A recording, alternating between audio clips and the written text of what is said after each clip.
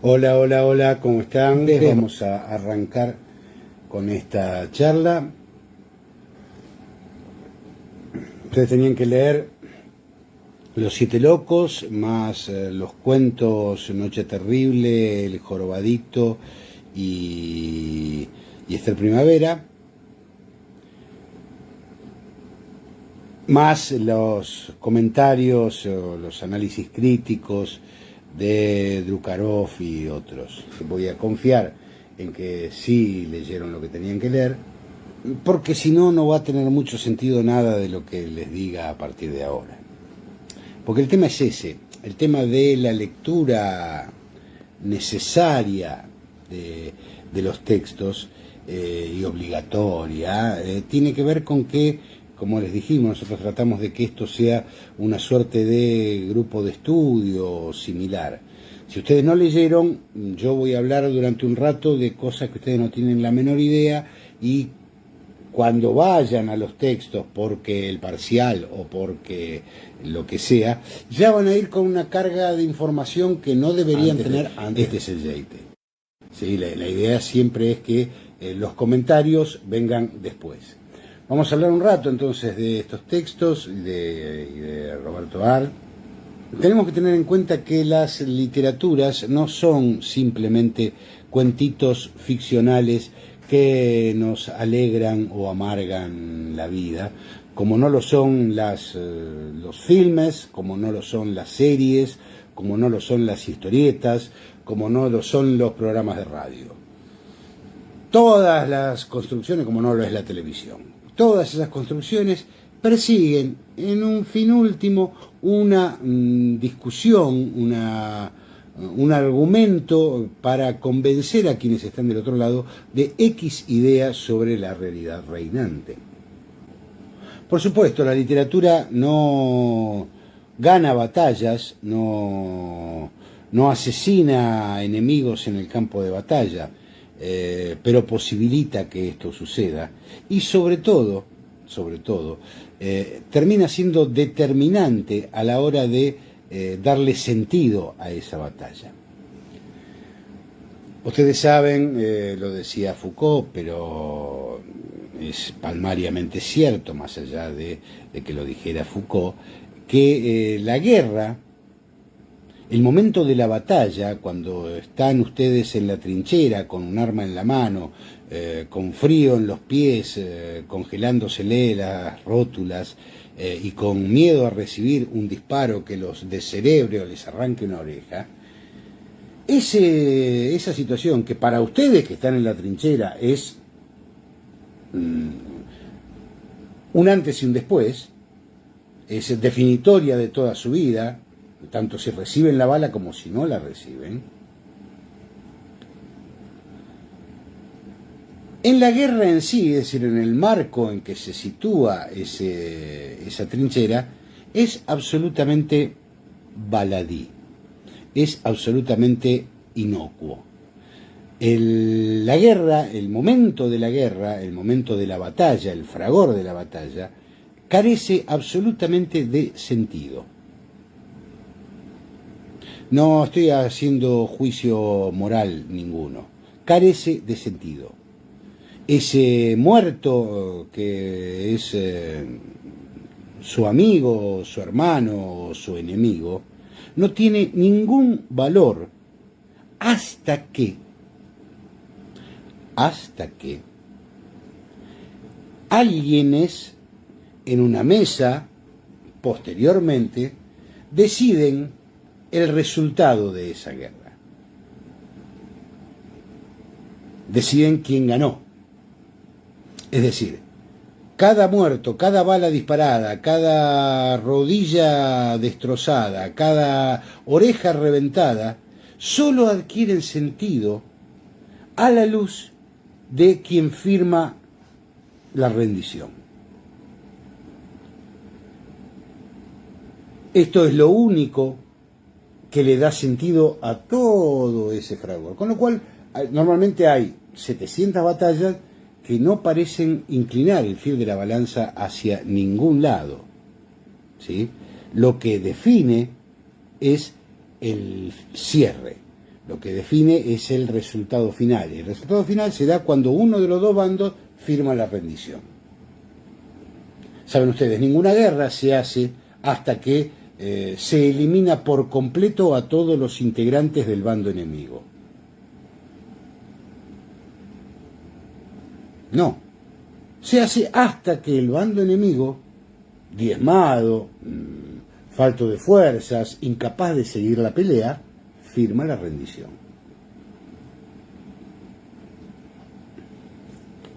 Es decir, la guerra termina definiéndose por un contrato escrito. Es decir, es la escritura la que define el sentido de cualquier guerra, por cualquier medio. Esto es la literatura, siempre. Cuando hablamos de literatura ficcional, pues ese pacto firmado, que también es literatura, ¿sí?, donde dos bandos se comprometen a determinadas acciones, es literatura, será luego la base de las literaturas siguientes, tanto aquellas que repudien ese pacto, las que lo celebren. Obviamente van a repudiar el pacto aquellos que estén de la parte perdedora y van a celebrarlo aquellos que estén de la parte vencedora. Por si no les queda claro, estoy hablando de literatura. Y estoy hablando de política. Siempre. De discursos políticos.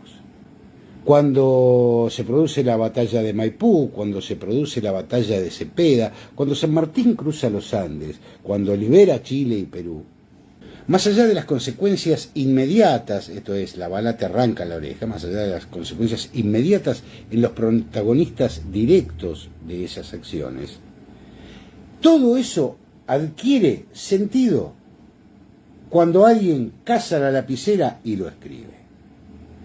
Es decir, es don Bartolomé Mitre, en 1859 y luego cerca de 1890, quien toma a su cargo el otorgar sentido a todo eso que había ocurrido desde 1810 hasta 1890.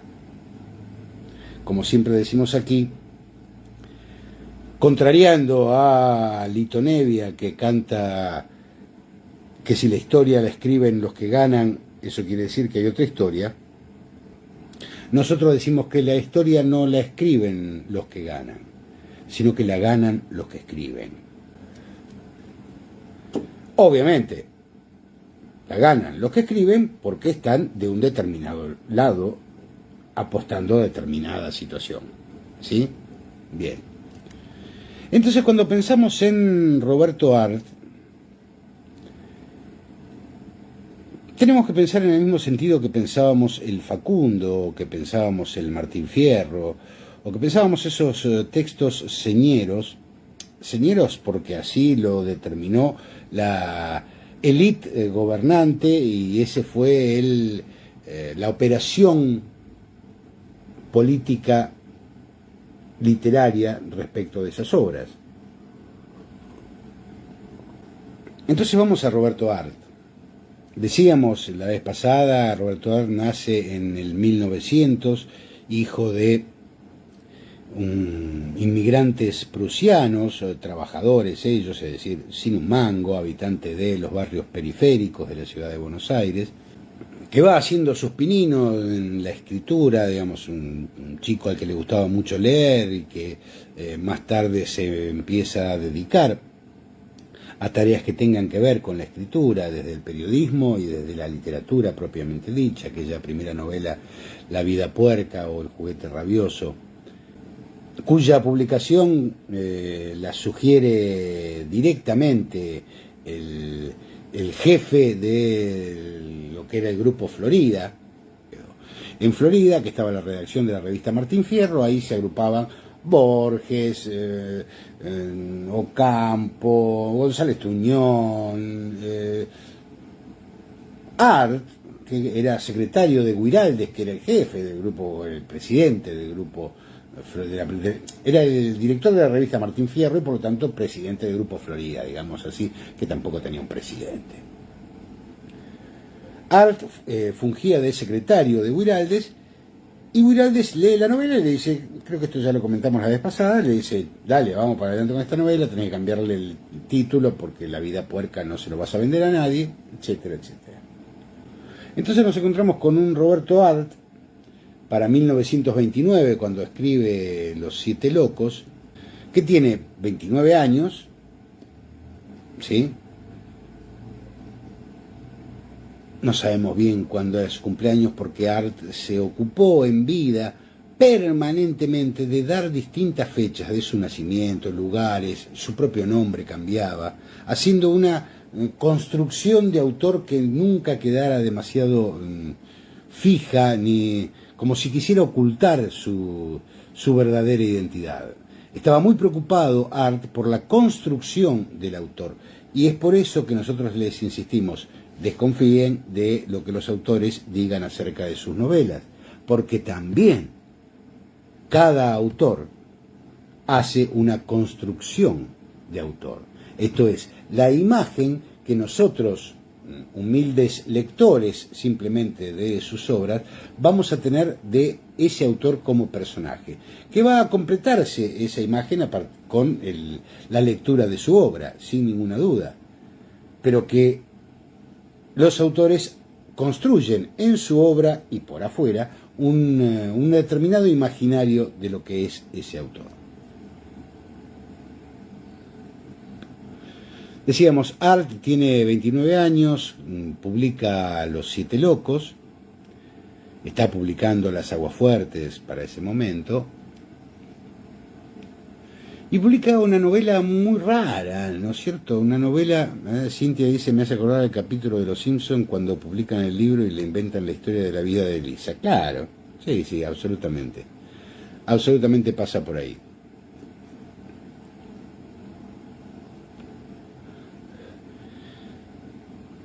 Sí, publica una novela, ya habíamos dicho que El juguete rabioso trata de la vida de un pequeño malandra que va tratando de sobrevivir durante las páginas de la novela y que termina planeando un golpe hacia un señor pudiente y que antes de dar el golpe traiciona a su compinche avisándole a este señor pudiente.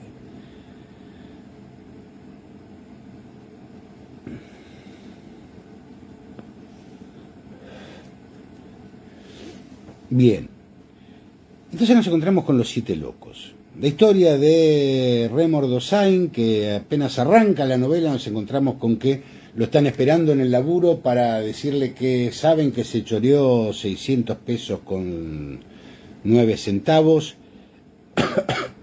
de la Azucar Company y que la tiene que devolver.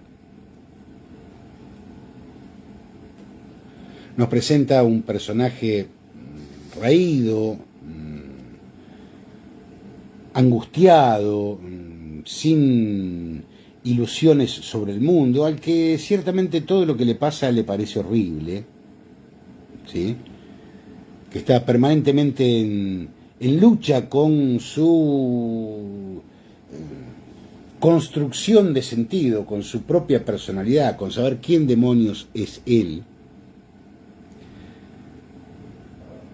A partir de este hecho, con el que comienza la novela, donde el protagonista es de entrada entonces alguien que ha delinquido,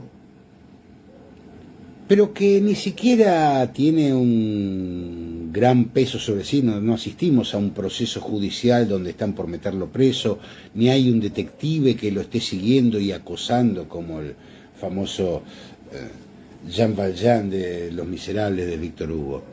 No, simplemente le dicen, che, sos un trucho, devolvé la que te llevaste.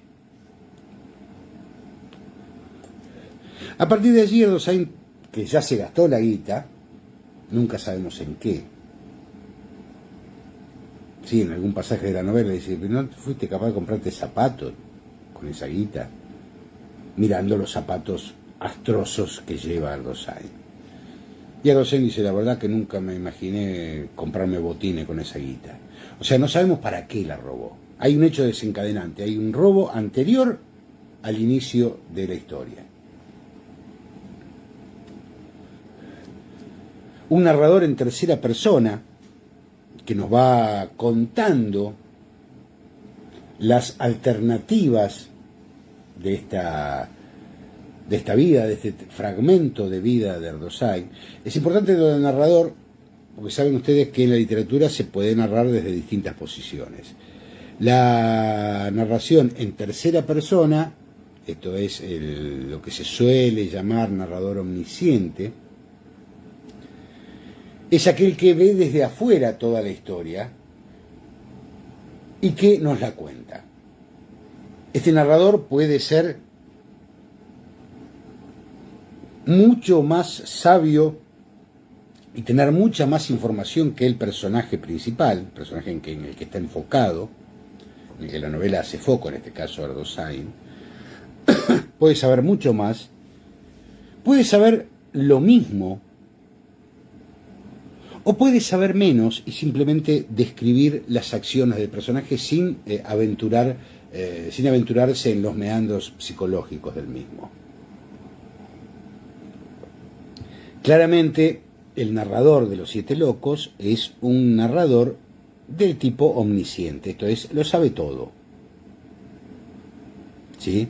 Sabe lo que Erdogan hace, sabe lo que Erdogan piensa, sabe lo que Erdogan siente ante cada una de las vicisitudes que se le presentan en la trama. Entonces tenemos este personaje que de entrada arranca -10 y que sale a buscar entre sus conocidos, entre sus amistades, entre sus relaciones, a ver quién le puede prestar la guita para devolvérsela al dueño de la Azucar Company.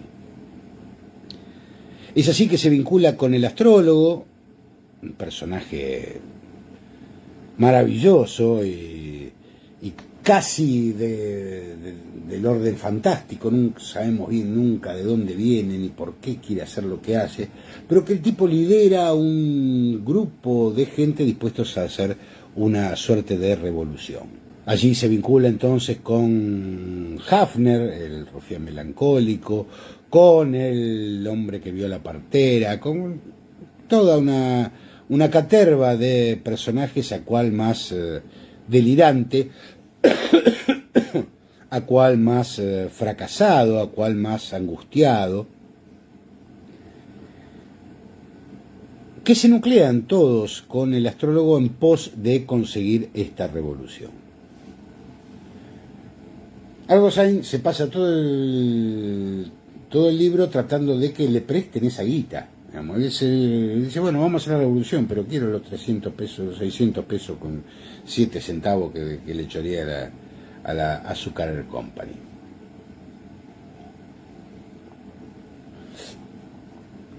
Entonces tenemos una novela de corte típicamente realista, esto es, los lugares por donde Erdogan camina, los tiempos que Erdogan vive, se corresponden, no vamos a decir uno a uno, pero sí se corresponden de manera bastante reconocible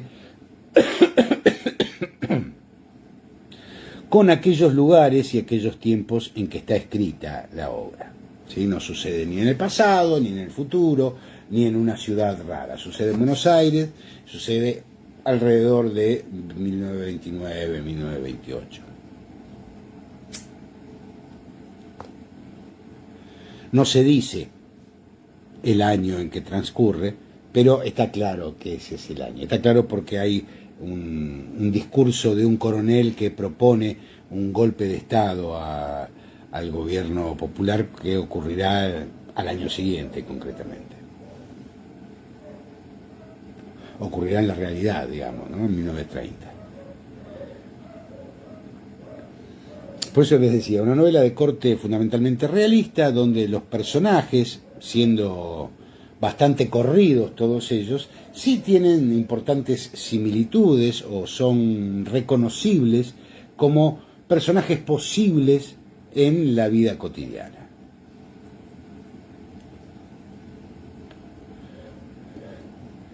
Bien.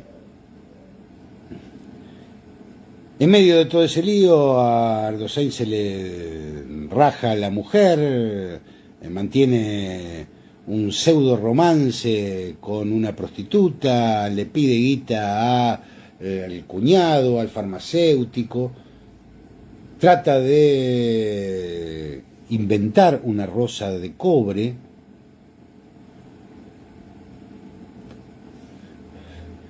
mientras se angustia de manera consuetudinaria por su situación y por las cosas que le pasan. En esa construcción, como decíamos, altamente realista, donde el narrador se mete dentro de la cabeza de Ardoshain y nos cuenta sus imaginaciones y sus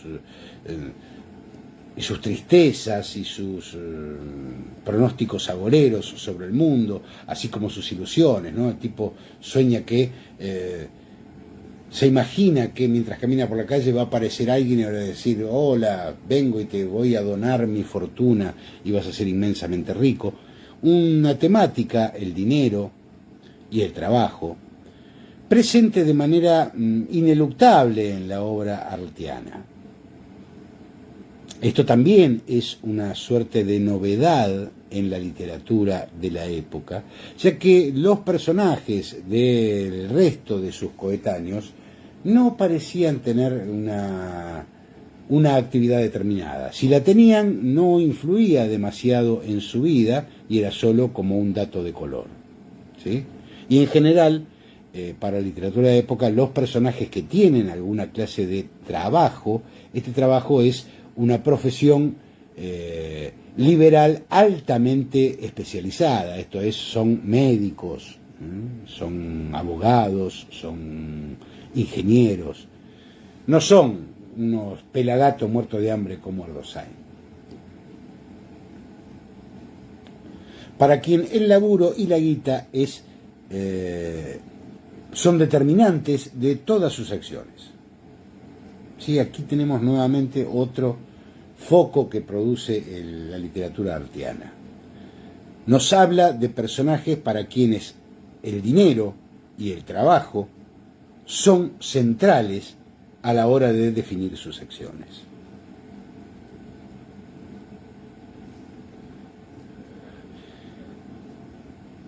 Ricardo Piglia, uno de los más imaginativos críticos literarios que ha tenido la Argentina, decía que mientras que Borges era el último escritor del siglo XIX, Arlt era el primer escritor del siglo XX.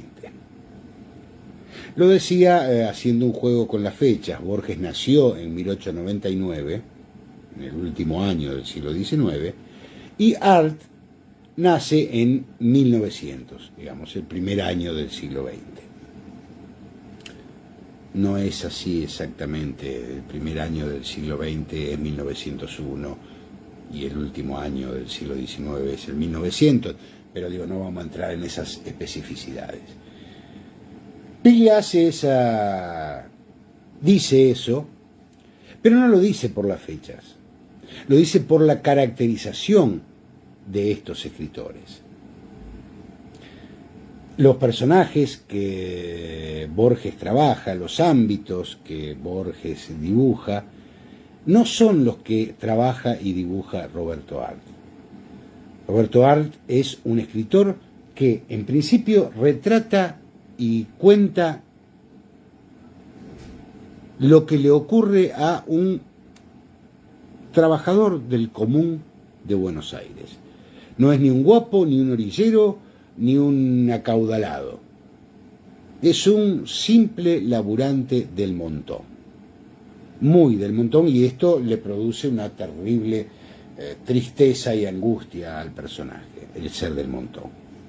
Recordemos, se trata de un hombre nacido de un matrimonio de inmigrantes prusianos, trabajadores, que no tenían dinero, no tenían fortuna, no tenían nada para legarle al jovencito Roberto, que no obstante decide que el laburo que quiere hacer, con lo que quiere ganarse el mango, es con la escritura. Arlt da por descontado ese triunfo de las ideas liberales de la generación del 80. Es el mundo en el que vive Erdosheim. Ese mundo horrible para Erdosheim. Erdosheim lo vive como un mundo horrible, sin esperanza, sin una vía de acción. Digamos, Arlt trabaja con lo que hay. El tema de trabajar con lo que hay es cómo te expresás respecto de eso para saber qué es lo que estás diciendo sobre lo que hubo. ¿Sí? Cuando no lo estás diciendo directamente. Si vos tomás lo que hay y tu personaje es alguien que disfruta enormemente de lo que ocurre, claramente no está en desacuerdo con lo que ocurrió. ¿Sí? Ya que hace vivir a su personaje en un puro presente en donde le va bien. Este no es el caso de Erdosheim, claramente. Por eso digo, lo del triunfo de las ideas liberales, sí, sin duda está en la base estructural del personaje de Erdosheim. Lo que ciertamente no es una celebración de ello. ¿Sí? Bueno, en ese puro presente de Erdosheim, lo que hace es tratar de vincularse con su medio. Sus allegados más íntimos, su esposa, su cuñado, su amigo farmacéutico, claramente le dan la espalda, claramente lo radian de su presencia, no le dan una mano, más bien lo abandonan. Y esto hace que en esta soledad existencial de Erdosheim, se vincule a un colectivo que pretende la mejora individual a partir de el triunfo de ese grupo colectivo. Y hablamos de la mejora individual porque el grupo del astrólogo no se propone la revolución socialista, ni la revolución fascista, ni la revolución peronista, mucho menos, ni la revolución libertaria. Se propone la revolución. Esto es, cambiar el establishment, pero de manera tal que los que manden sean ellos. Eso es todo lo que le importa al grupo del astrólogo. ¿Sí? No hay una idea, no hay un corpus ideológico al que responda el grupo del astrólogo. Lo que buscan es desatar el caos para tomar el poder. Nunca sabemos exactamente para qué, si no es para el bien personal de quienes integran ese grupo. Erdosheim se vincula con este grupo sin tampoco demasiado fanatismo, como decíamos antes. Él se vincula con el grupo para ver si consigue la guita que le debe a la Zuccarer Company.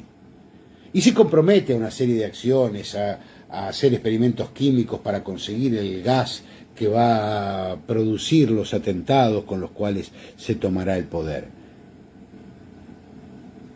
Pero tampoco se pone con mucha fruición a ello. Este grupo está financiado por el rufián melancólico, por Hafner. ¿Sí? Rufián es otro de los motes con que se designa al Macro, al dueño, al tipo que tiene minas laburando para él. ¿Sí? Al empresario de la prostitución, digámoslo así. Se le llama Macro, se le llama Rufián y varias otras denominaciones. Van a ser entonces las ganancias de los prostíbulos las que van a financiar esta revolución del astrólogo y compañía. Hasta aquí la aventura que Erdosain va viendo cómo se le desgaja su vida personal mientras duda y piensa qué hacer y cómo ir. Y es muy linda la escena en que cuando Elsa, su mujer, lo abandona porque se va con el capitán. Elsa se va con el capitán y él los encuentra a ambos dos en la pieza donde vive con Elsa y ella le dice, me voy con él, y se van. No le deja una carta, no los encuentra en un café, no, están en la pieza de Erdosain. ¿Sí? Y Erdosain se imagina toda la situación.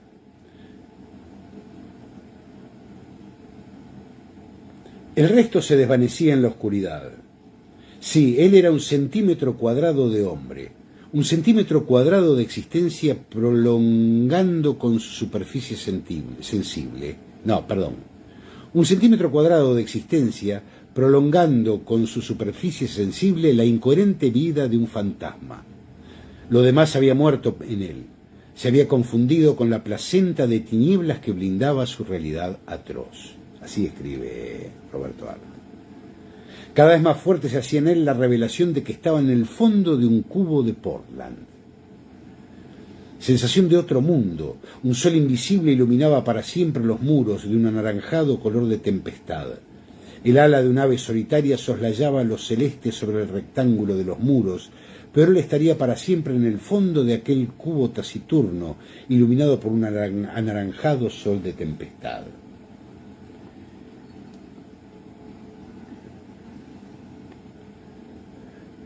Luego la capacidad de su vida quedó reducida a aquel centímetro cuadrado de sensibilidad. Hasta se le hacía visible el latido de su corazón, y era inútil querer rechazar la espantosa figura que lo lastraba en el fondo de aquel abismo, un momento negro y otros anaranjado. Con que aflojara un poquito tan solo su voluntad, la realidad que contenía hubiera gritado en sus oídos. Erdosain no quería y quería mirar. Pero era inútil. Su esposa estaba allí, en el fondo de una habitación tapizada de azul. El capitán se movía en un rincón. Él sabía, aunque nadie se lo había dicho, que era un dormitorio diminuto, de forma hexagonal, y ocupado casi enteramente por una cama ancha y baja. No quería mirarla a Elsa. No quería. Pero si le hubieran amenazado de muerte, no por eso hubiera dejado de estar con la mirada fija en el hombre que se desnudaba ante ella, ante su legítima esposa, que ahora no estaba con él, sino con otro.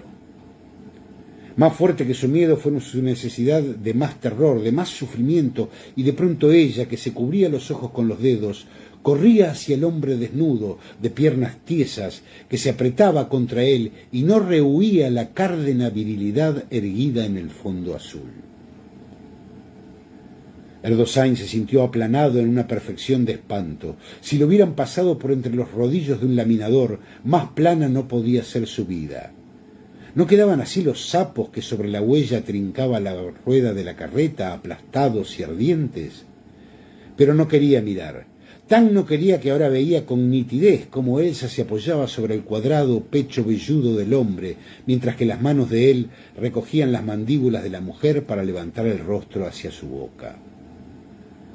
Y de pronto Elsa exclamaba: «Yo también, querido, yo también». Su semblante había enrojecido de desesperación. Los vestidos se torbellinaban en torno del triángulo de sus muslos blancos como la leche, y con los ojos extasiados en el rígido músculo del hombre que temblaba, ella descubrió la crin de su sexo, sus senos erguidos. Ah, ¿por qué miraba? Inútilmente. Elsa, sí, Elsa, su legítima esposa, trataba con la mano pequeña de abarcar toda la virilidad en una caricia. El hombre, bajo el aullido de su deseo, se apretaba las sienes, se cubría los ojos con el antebrazo, pero ella, inclinada sobre él, le clavaba ese hierro candente en los oídos. «Sos más lindo que mi esposo, qué lindo que sos, Dios mío. Si lentamente le hubieran torcido la cabeza entre el cuello para atornillar en su alma profundamente esa visión atroz, no podría sufrir más. Padecía tanto de interrumpirse ese dolor, su espíritu estallaría como un shrapnel. ¿Cómo es que el alma puede soportar tanto dolor? Y sin embargo quería sufrir más. Que encima de un tajo le partieran el dorso con un hacha en varias partes, y si en 4 trozos lo hubieran arrojado a un cajón de basura, hubiera continuado sufriendo. No había un centímetro cuadrado de su cuerpo que no soportara esa altísima presión de angustia. Y sigue.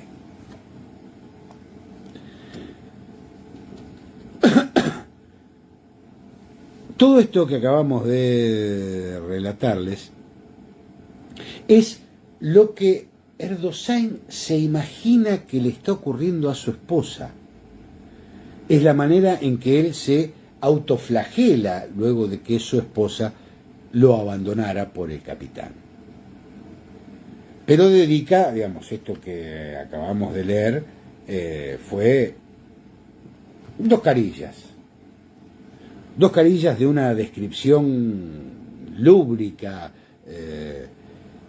erótica, casi pornográfica, si quieren ustedes, acerca de las cualidades de la virilidad del capitán y de cómo Elsa se fanatiza por ellas. Esto Ard lo está escribiendo para que el lector se meta en esa historia. Pero está contado, como bien vimos, por un narrador que lo dice desde afuera. Nos cuenta lo que le pasa a Erdosheim y lo que Erdosheim siente y piensa.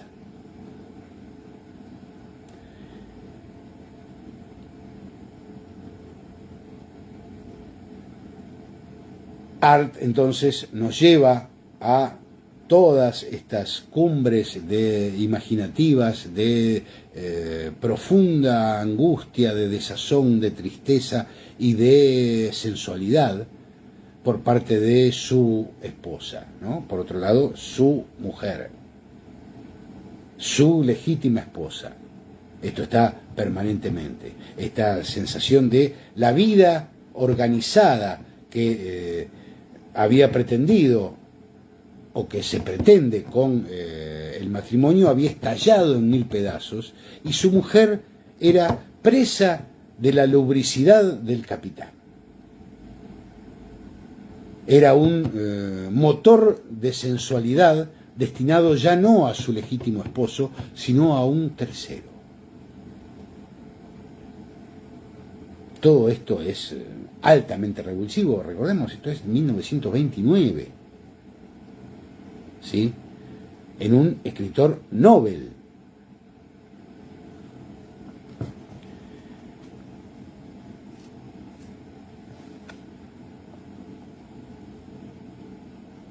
Todo esto para que páginas más tarde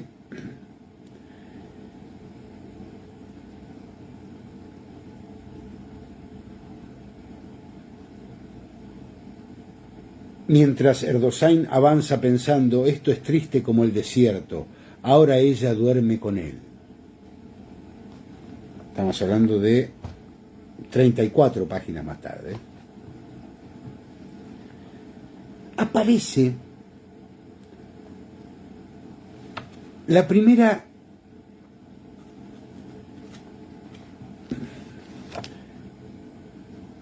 irrupción de algo que va a detonar todo el sistema de la novela. Porque aparece la nota del comentador. ¿Qué nos dice? Nota del comentador. Solo más tarde supo Erdosheim que a aquella hora Elsa se encontraba en compañía de una hermana de caridad. Un solo gesto torpe del capitán Belaúnde, bastó para darle conciencia de su situación y se arrojó del automóvil. Entonces se le ocurrió dirigirse a un hospital, siendo albergada por la hermana superiora, que se dio cuenta de que frente a ella tenía una mujer desequilibrada por la angustia.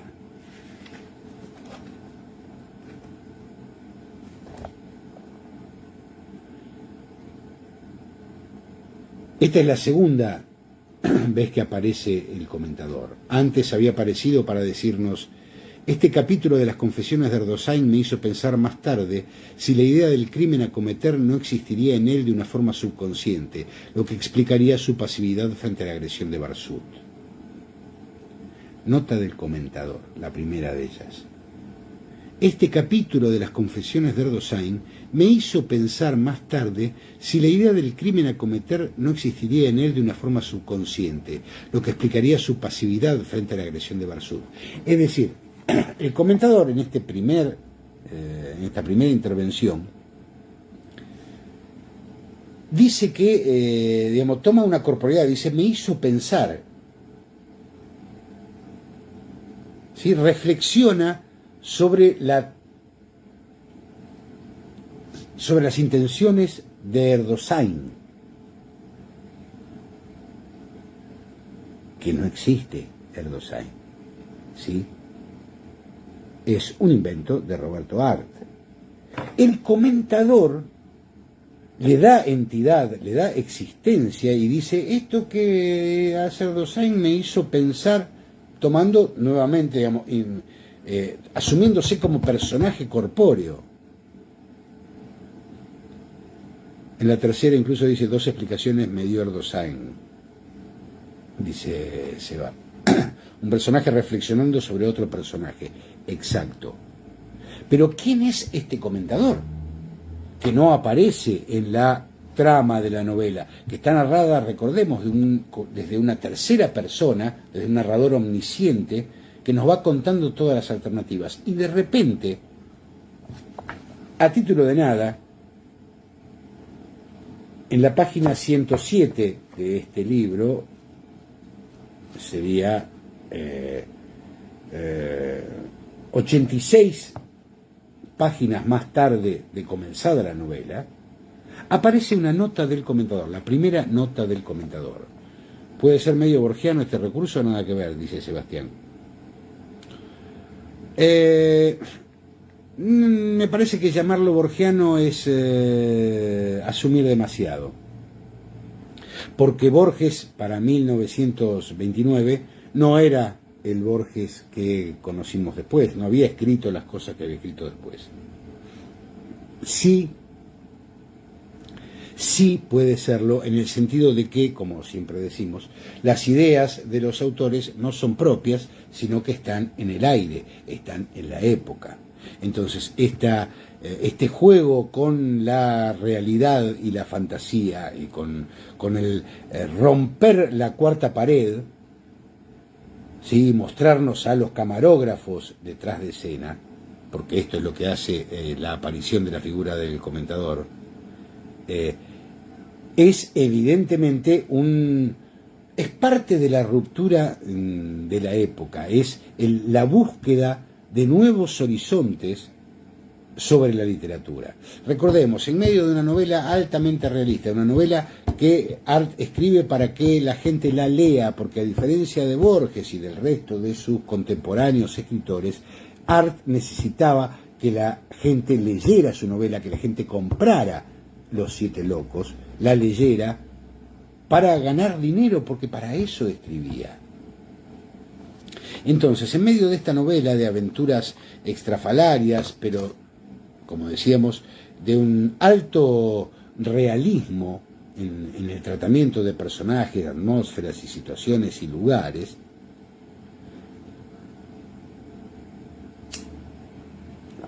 a ver, Macedonio ya había hecho algo parecido, dice Sebastián. Claro. Y dice, el comentador no puede ser una forma de despegarse del narrador como para dejar en claro lo que quiere decir. Es que se despega del narrador. Lo que no entendemos es quién corno es el comentador. Lo que no tiene figuración es la aparición de ese tipo ahí, que se convierte en un personaje hecho y derecho, como lo es todo narrador. Pero en este caso, el narrador de Los Siete Locos es un personaje que está por fuera de la acción, que la mira desde arriba y nos la narra. ¿No será el mismo Arlt el comentador?, dice Karen. Sin ninguna duda, pero también el narrador es el mismo Arlt. Y también lo que dice Barsut lo dice el mismo Arlt. Todo es de Arlt. todo es el autor. Art está construyendo esta ficción paso a paso, inventando cada una de las alternativas y cada uno de los personajes. Lo llamativo es esta aparición del comentador. ¿Qué clase de historia tiene un comentador? Una historia puede tener un narrador, debe tener un narrador, tiene necesariamente un narrador, tiene normalmente algún personaje. Ahora, un comentador, un tercer individuo que da entidad a los personajes como si fueran de la realidad y comenta sobre ellos, porque no está comentando sobre la escritura de Art, cosa que hubiera sido también maravilloso, ¿no? Decir, acá, que el propio Art dijera, acá el autor está poniendo cualquier pavada. No. Es el comentador que, metido en la trama, hace estallar ese verosímil de la novela realista y nos dispara hacia otro lado, porque nos dice exactamente lo contrario de lo que nosotros, como lectores, habíamos supuesto junto a Erdosain acerca de lo que hacía y estaba viviendo Elsa, su esposa, que no estaba aferrando la virilidad del capitán, sino en compañía de la madre superiora de un convento de hermanas. Digo, esta contradicción, esta flagrante diferencia en los hechos, es realizada no como una nota del autor para aclararnos a los lectores lo que en realidad había pasado, no, como una nota del comentador, que está comentando sobre las vicisitudes de la novela y que sabe más que el narrador. Ana dice, pareciera ser él porque en uno de los comentarios publicita su próximo libro, Los lanzallamas. Es un recurso literario original para la época, quizá eso lo hacía más atractivo desde lo comercial, que era el objetivo de Art, que lo lean. No nos adelantemos, Ana. Vamos a ir ahí también.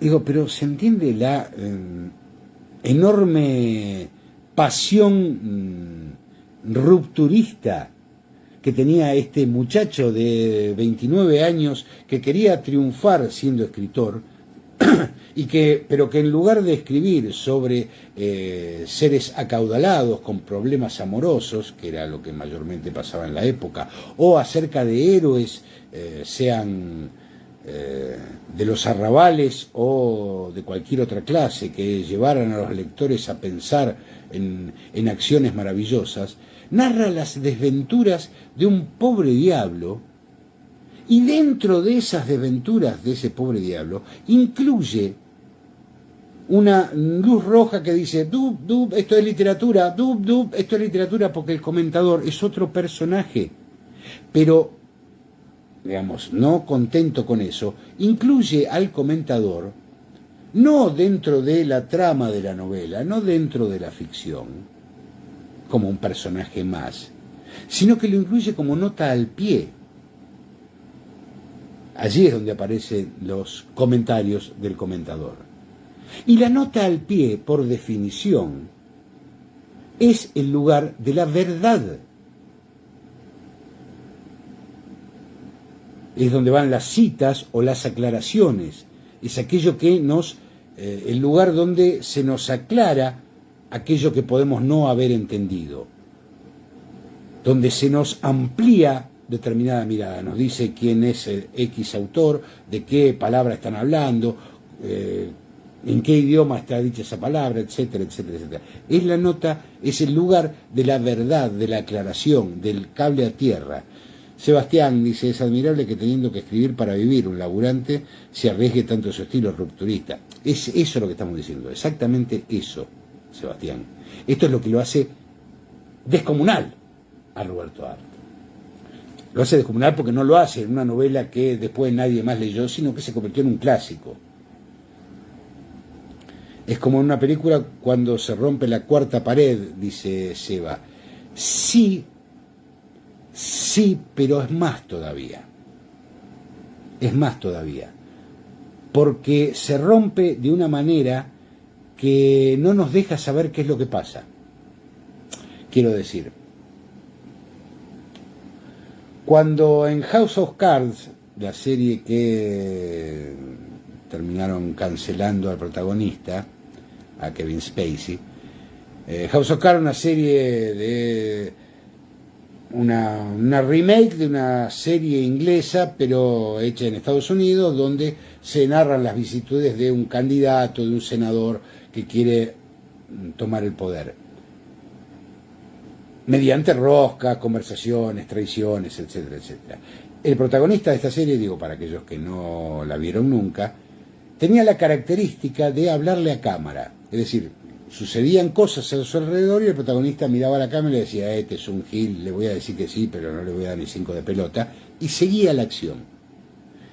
Había una ruptura dentro de la isotopía retórica del género, había una ruptura de la verosimilitud, es decir, cuando se nos está contando algo, se pretende que eso lo estamos viendo y es así como pasa.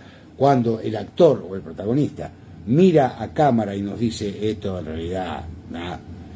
Sin embargo, en ese, no sé si se entiende lo que estoy diciendo, si no se entiende, pregunten y abundamos un poco más. Pero digo, en House of Cards, cuando el personaje de Kevin Spacey le habla a cámara, es el lugar de la verdad. Es la nota al pie, dicha por el personaje. No hay un narrador omnisciente allí. Es el narrador omnisciente y de repente el personaje principal nos habla y nos dice y es el lugar de la verdad. Aquí no es el narrador, no es el personaje principal, sino otro, y tampoco es el lugar de la verdad. Porque el comentador reflexiona, esto me dio la pauta de que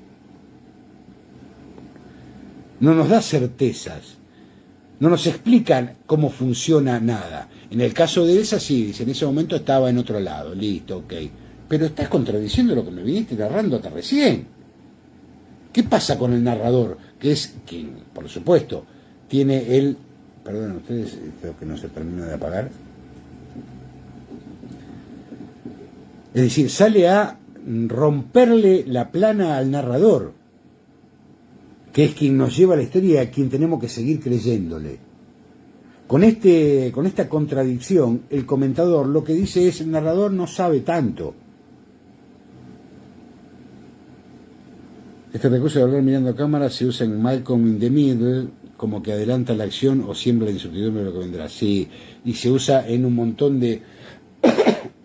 En Malcolm in the Middle en realidad no se usa así. En Malcolm in the Middle es una suerte de documental puesto en medio de la ficción. Los personajes le hablan a cámara como hacen en Park Recreation, donde hay una interpelación, y lo hacen también en, que se llama Modern Family, también, donde los personajes responden a un tercero y por supuesto en una gloriosa serie que se llama lo que hicieron anoche, una serie de vampiros hermosa que no está demasiado difundida. O sea, no solo hay una situación, sino que hay reporteros y los personajes hablan. Pero bueno, vayámonos de aquí porque si no, no terminamos más. Lo que digo, lo que hace Art es todavía más rupturista que lo que hacía Underwood en House of Cards. Porque definitivamente el lugar del comentador no es el lugar de la verdad, aunque puede serlo. Capaz que tiene razón. Pero cuando el comentador, en su primera aparición, nos dice, este capítulo de las confesiones de Erdosain, este capítulo con lo cual lo está leyendo, este capítulo de las confesiones de Erdosain me hizo pensar más tarde si la idea del crimen a cometer no existiría en él de una forma subconsciente. Es decir, reflexiona sobre el subconsciente del personaje. Esto hace estallar el verosímil. Esto destruye todo lo que se viene construyendo durante la novela. Esta es una de las enormes características de Art. Y lo que hace, junto con muchos otros de la época, pero no la mayoría, es convertir a la voz principal, al narrador, y esto Arlt lo hará en cada una de sus obras, prácticamente. Es decir, lo que hace es deslegitimar la voz narradora, sacar del lugar de la verdad a la voz de la narración, un narrador omnisciente que todo lo sabe y que sin embargo no sabe lo que el comentador le acota, hace que ese narrador se nos convierta de inmediato en esa primera aparición, pero dentro de esos papelitos son todas las veces que aparece el comentador en Los Siete Locos. Jalona la obra con discursos de un tercero, a quien no le adjudica ninguna entidad más que de ser el comentador, pero que tiene personalidad y opina, y supone, y reflexiona. Esto abre la novela hacia otros lugares y la convierte en una novela descomunal, porque lo que hace, en principio, es deslegitimar toda voz de autoridad. No es el narrador el que lo sabe todo, no es el comentador el que nos cuenta todo, ni nos cuenta lo que sabe. El comentador nos cuenta lo que le parece. Este capítulo me hizo pensar, ¿cómo? ¿Y a mí qué me importa lo que te hizo pensar? ¿Sí? Digo, introduce ideas en el lector para que las piense desde otro lugar. ¿Pero quién? Nadie. O en todo caso, Arlt. Todo el tiempo Arlt. Los Siete Locos, lo último que se puede leer en Los Siete Locos, en una nota al pie, pero ya no del comentador, la última frase de Los Siete Locos es: la acción de los personajes de esta novela continuará en otro volumen titulado Los Lanzallamas. Novela que no había escrito todavía. ¿Se entiende esto? El tipo quiere vender esa novela, quiere venderle a los lectores Los Siete Locos, pero por la duda quiere venderle la que sigue, que todavía no escribió. Y le dice, va a llamarse Los Lanzallamas, y efectivamente se llamará Los Lanzallamas. Hay, digamos, quienes pretenden que esta aparición del comentador, estas idas y vueltas, se deben a una falla artiana. To be continued, dice Sebastián Manestar, sí. Se debe a una falla de Arlt. Dice, Arlt hizo a su personaje cornudo, ya que Elsa se fue con el capitán, pero Arlt no se bancó que su personaje tuviera esas características porque quería vender la novela y a nadie le gusta identificarse con alguien a quien le ponen los cuernos, entonces lo salva mediante el comentador. Como aparte de tener fallas y no animarse a decir lo que efectivamente quería decir, Arlt era muy vago, en vez de reescribir esa parte de la novela, introduce a un comentador para que le aclare al lector en qué situación se encuentra Elsa. Es como raro.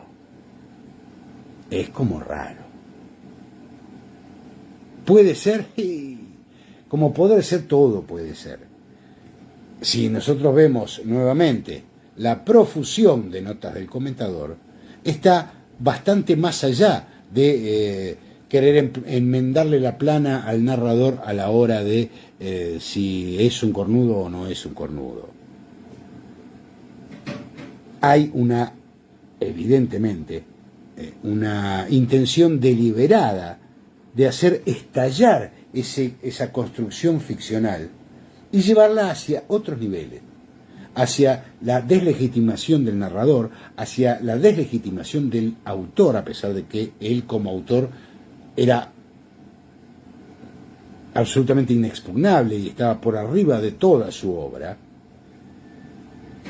tan arriba estaba que se permitía jugar con todos sus personajes, con el propio narrador de su novela. Digo, estamos hablando de un tipo que Agata terminó la escuela primaria, él decía que no la había terminado, en los reportajes decía que en tercer grado lo habían echado del colegio, lo cual es cierto, pero que no aclaraba que después había ido a otro colegio y sí había terminado su educación primaria.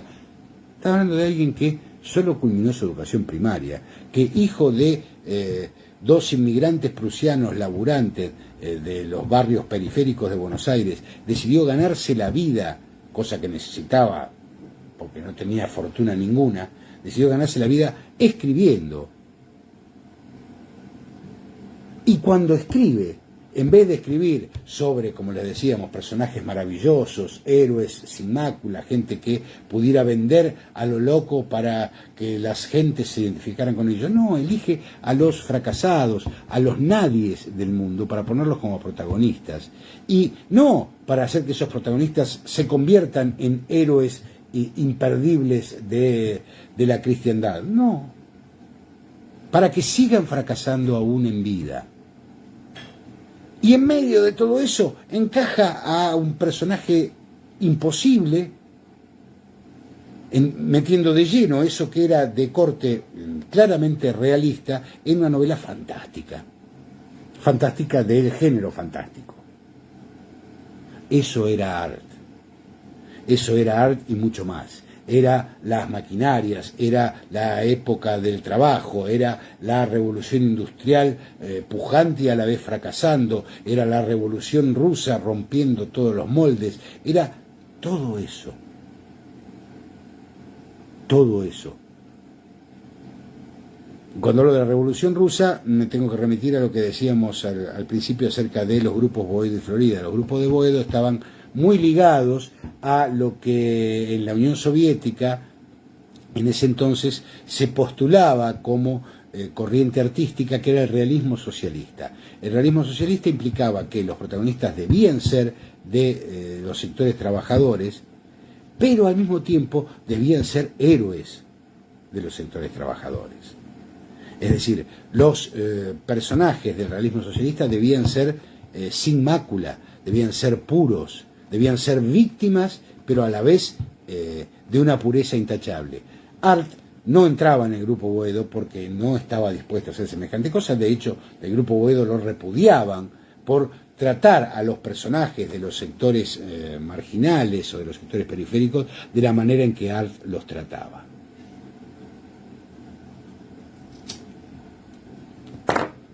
Mientras que los del Grupo Florida de alguna manera también lo tenían en menos porque hablaba de personajes feos, que hacían cosas feas, desagradables, canallas. Y en el Grupo Florida en general pensaban que la canallada no era un motivo de la literatura.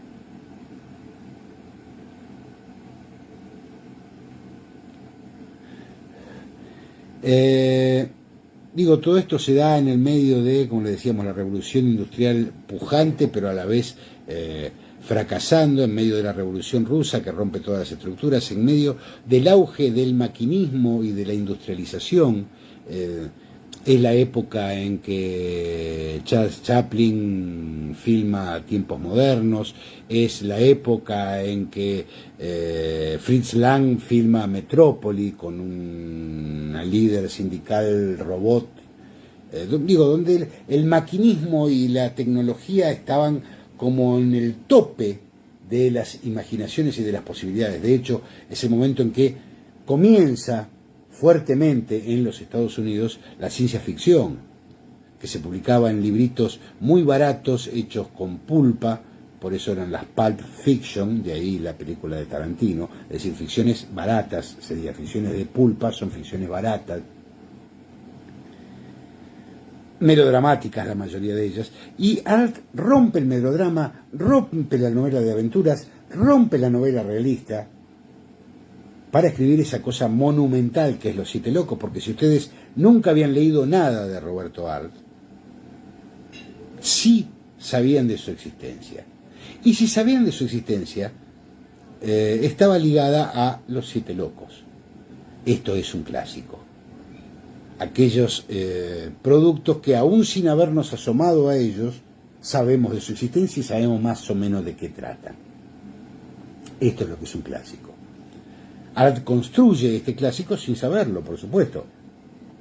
No tenía ninguna noción de si esto iba a funcionar o no, pero estaba empeñado en que funcionara, al punto tal que termina la novela diciendo: esto sigue en los lanzallamas. Vamos a hacer una pequeña pausa y seguimos con los cuentos, que era lo que nos faltaba. Los esperamos.